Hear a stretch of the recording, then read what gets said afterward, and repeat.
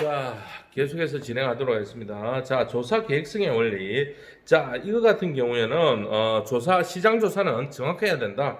그래서, 자, 정확하게 하기 위해서는 사전 계획을 철저하게 세워야 되겠다. 자, 어떤 방식으로, 자, 요즘 같은 경우 인터넷이 또 발달되어져 있고, 자, 요런 것까지 참 좀 요즘 인터넷에서 뭔가 구매를 할 때 어떻게 되나요? 문제가 발생되죠. 어떤 문제가 발생되나요?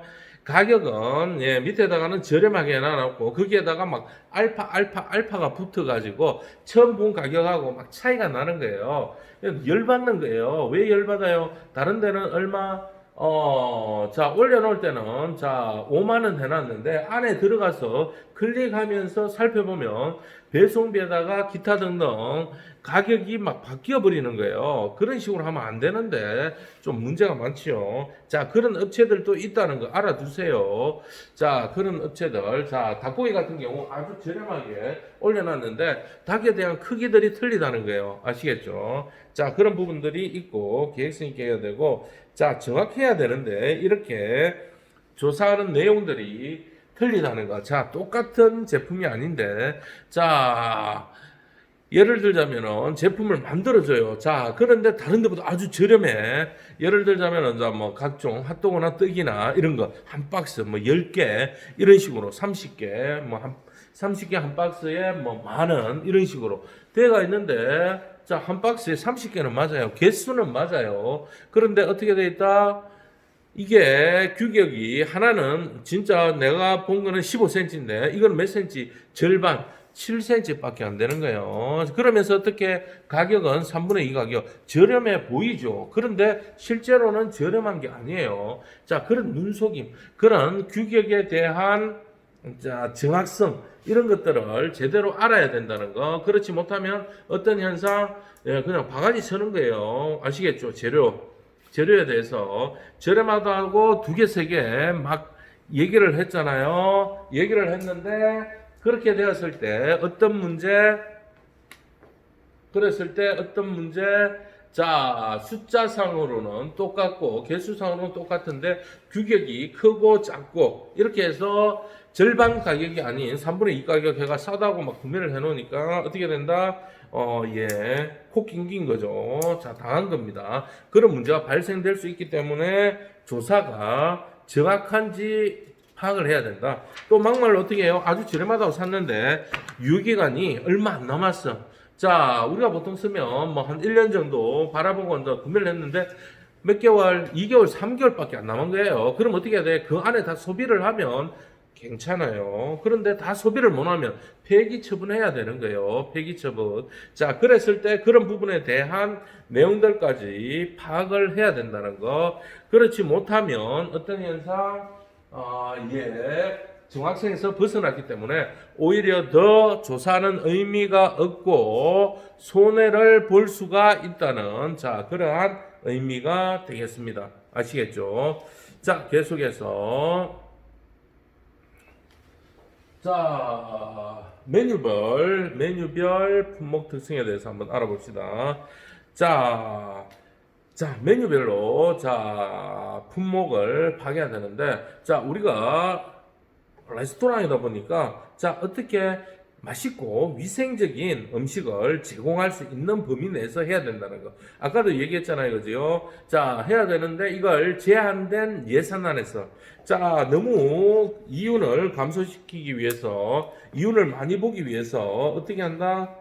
이윤을 많이 보기 위해서 자 아까 비위생적인 젓갈 같은 거 해가지고 지 들어간 거 뭐 이런 거 구매하면 어떻게 될까요? 다른 데보다 가격은 저렴하겠지만 비위생적이죠, 그죠? 또 그 다음에 신선한 제품이 아닌 걸로 할 때 어떤 현상이 발생되나요? 자, 이런 모든 부분들이 제대로 된 원재료를 가지고 어떻게 적정한 가격의 상품을 만들어내야 되는데, 자, 그렇지 못할 경우 어떤 문제가 발생된다? 자, 비위생적이면서 또 어떤 문제? 또 상태가 안 좋은 음식을 가지고 퀄리티가 떨어진 음식이 만들어질 수밖에 없겠죠. 자, 그렇게 하기 위해서는 여러분들의 능력을 키워야 돼요. 어떤 능력을 키워요? 자, 식품에 대한 감별 지식을 가져야 된다는 거. 자, 생선을 볼 때 어떻게 눌러보고, 자, 육감을 통해서, 자, 눌러봤을 때 탄력이 있는지 없는지, 또 눈을 보면서 살펴봐야 되겠죠. 왜? 눈에는 단백질이 많기 때문에, 지방이 많기 때문에 가장 먼저 상하는 거예요. 자, 그 다음에 배를 누르는 의미는 배에도 지방이 많다 보니까 부패가 빨리 일어나는 거예요. 자, 그러면서 신선도를 확인하기 위해서 어떻게 냄새를 맡아보는 거예요. 자, 촉각, 냄새, 시각, 아시겠죠? 이런 부분들.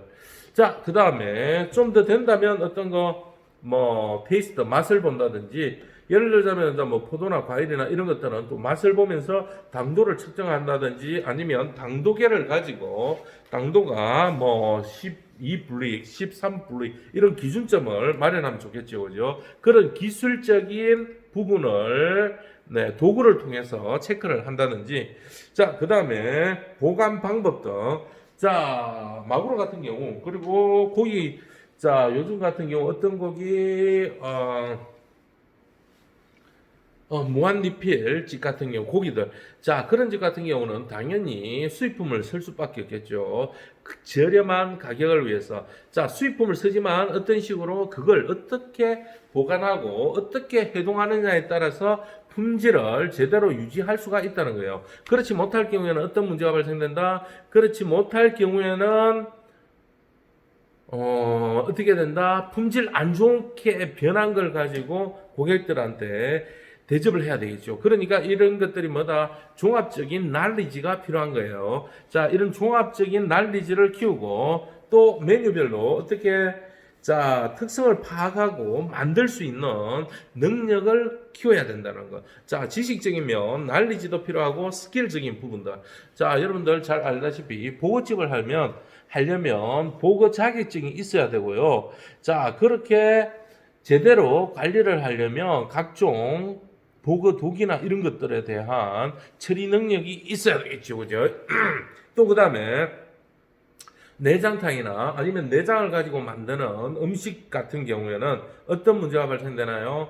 각종 대장균이나 아니면 세척을 해야 되는 아니면 관리를 해야 되는 부분이 필요합니다. 그런 부분들을 어떻게 제대로 관리하고 제대로 유지하기 위한 그러한 주요 품목에 대한 특성을 자기가 잘 활용할 수 있는 뭘 키워야 된다? 능력들을 키워야 된다는 거 알아두시면 좋겠습니다.